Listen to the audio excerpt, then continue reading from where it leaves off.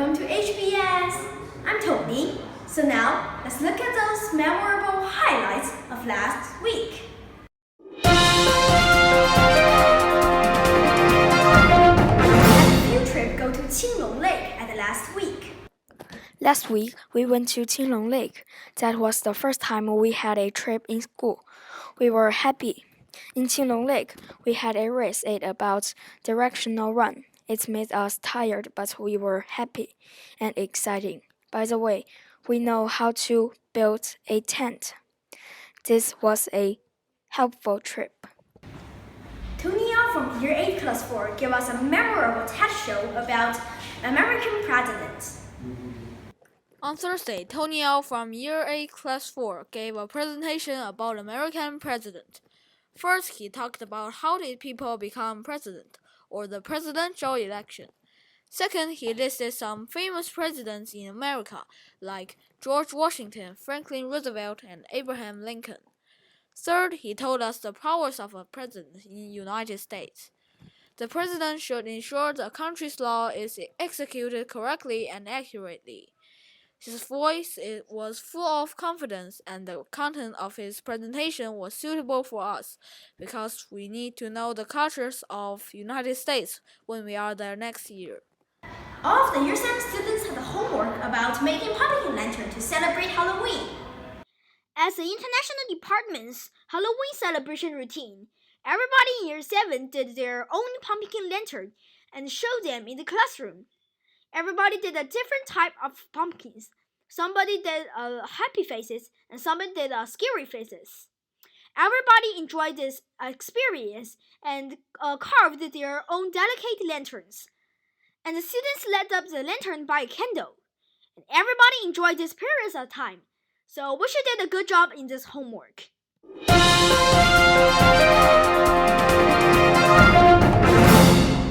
North Korea is working on missiles that could reach US easily, sources said. North Korea is working on an advanced version of its existing KN-20 intercontinental ballistic missile that could potentially reach the United States. Less than 6 months after it launched its first ICBM, a US official tells CNN. This newly assessed ICBM is just one part of an accelerated effort by Kim Jong-un's regime to improve every part of its missile and nuclear weapons attack capability as quickly as possible, according to several US officials familiar with the North Korean program. All of these improvements are forcing the US to recalculate the timing of the threat that the North Korean missile could pose to the US, and the need to continuously update US military response options. The officials spoke to CNN on the basis of anonymity because of the sensitivity of the issue, but all strongly emphasized that they were not discussing classified information. Additional new improvements are underway to North Korea's nuclear fuel, missile launches, guidance and targeting system as well, officials say. All of this comes as President Donald Trump is about to travel to Asia, where North Korea's weapon will be a major topic of discussion. Trump seizing Mueller probes as reaching aides. The dramatic intensification of Russia investigation among the recognized President Donald Trump worried at controversy clouding his presidency, promoting his ads to ardently advise him against lashing out at Special Court Counsel Robert Mueller as they work to revive a housing policy agenda. Watching the developments unfold on the large television screens installed in his private residence, Trump was sitting across to the replicant close to the White House. US Navy said 2 collision is avoidable. The US has released a report concluding that 2 fatal collisions that resulted in the deaths of 70 sailors during the summer were avoidable. The guided missile destroyers USS Fitzgerald and USS John S. McCain collided with 2 commercial ships in June and August, respectively. In both collisions, the Navy found numerous failures by the crews and commanders of the ships. Those failures included not following standard navigation and seamanship practices, and poor situational awareness of what the ships were facing as they navigated congested seas off Japan and Singapore. They were either incredibly complacent or sleepy beyond description, said Carl Schuster, a former U.S. Navy officer who spent 10 years driving the ships. The Navy reports that the failures that led to the collision were spread among the officers and its crew of both ships. Schuster said long and oftentimes solo deployments by U.S. Navy ships in familiar waters may be part of the problem. Ships no longer operate in close proximity to each other.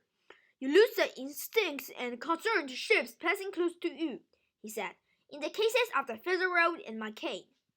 The guys were relaxed and complacent and it burned them, said Schuster, now a Hawaii Pacific University professor.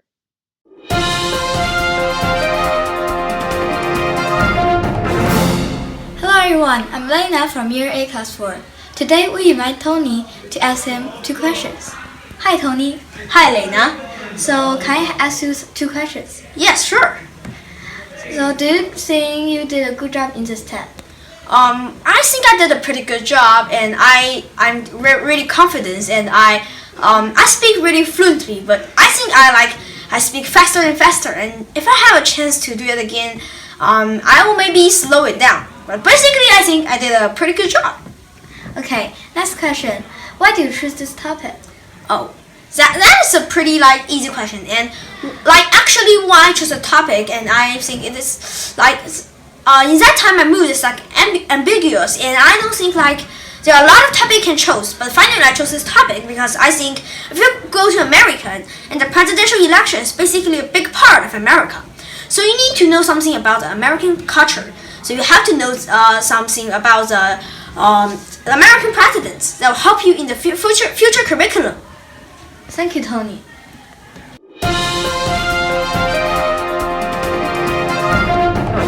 Hello everyone.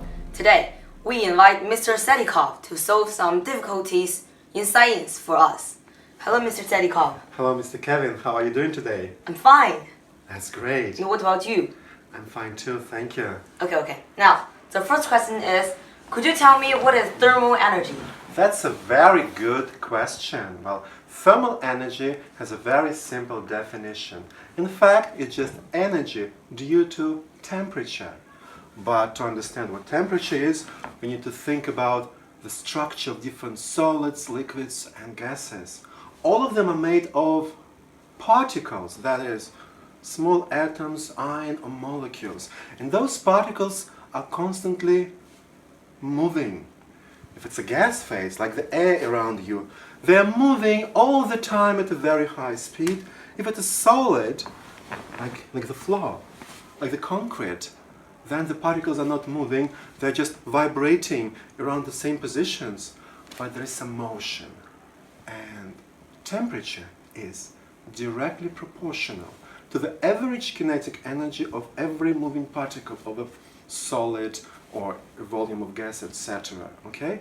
So the more they move, either vibrate or fly in different directions or slide past each other like in liquids, the higher kinetic energy they have and the higher the temperature. Okay?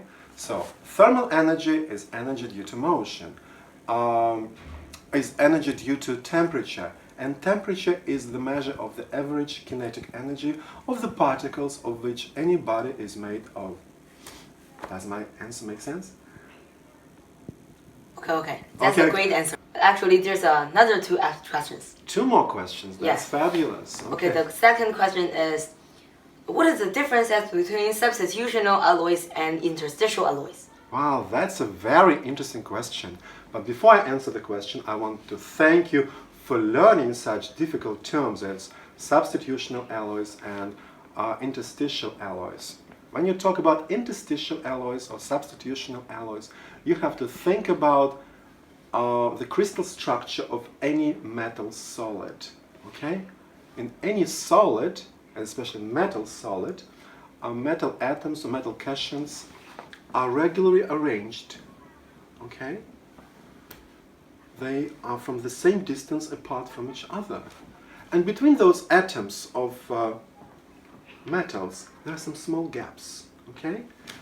In material science, we call those empty gaps of space interstices.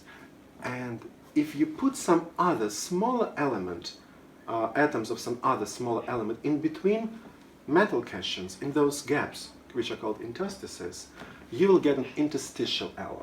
Okay? Because any alloy is a mixture of metal with something else, either metal or non-metal. And once it happens, layers of metal cations cannot slide past each other easily, and physical properties of alloys change. When you have substitutional alloys, the picture is quite different.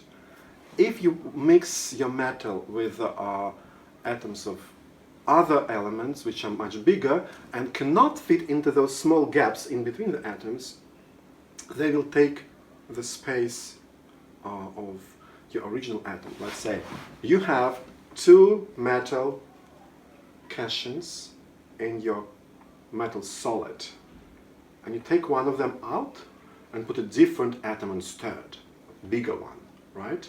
That's a substitutional alloy. When you take an original atom and replace it or substitute by a different atom. Yeah, I think it's much easier to talk about such questions when you have pictures and visual aids, but maybe my explanations also can make some sense. Okay? Yes, that really makes sense. Thank you. And there's a last question. Oh, yeah, we have many difficult questions today. Okay, the last question is, that's gonna be easy. Okay. Why metals are like they're malleable and ductile? Malleable and ductile. Okay, I'm very happy to hear that you can use such difficult, complicated terms as malleable and ductile. First of all, let's take a look at what those two terms mean. What is malleable? What is ductile? If a material can be hammered into a different shape without breaking it, we say it's malleable. If it can be stretched into a Y without breaking it, we say it's ductile. So why metals can change their shape under the impact of physical force without getting broken? Because if you hammer something other than metal, usually it gets broken, right? So the answer is in the nature of metallic bonding. Let's go back to our metal crystals. As we all know, metal solids consist of regularly arranged cations of metals, like one cation, another, and so on. And the sea of electrons flowing in between the cations in all directions. The good thing about the sea of delocalized electrons is they can follow their cations in any direction. Cations, in their turn, form layers. Like imagine these are cation, and they're regularly arranged. There's one layer, and there's another layer, and another layer, and another layer. Okay, so metal cations form layers. Okay, and these layers, under the impact of some physical force, can slide past each other. In fact, it's not difficult, it's not easy for them to slide because metallic bond is strong and you have to apply some physical force. But once metal cations go into one direction, in a certain direction, metallic bonding does not get broken because the sea of delocalized electrons follows their cations and bind them together. Okay, well, again, regular arrangement and layers of cations can slide past each other. That's what makes them malleable and ductile. That's exactly what happens if you have a piece of metal and you start hammering it.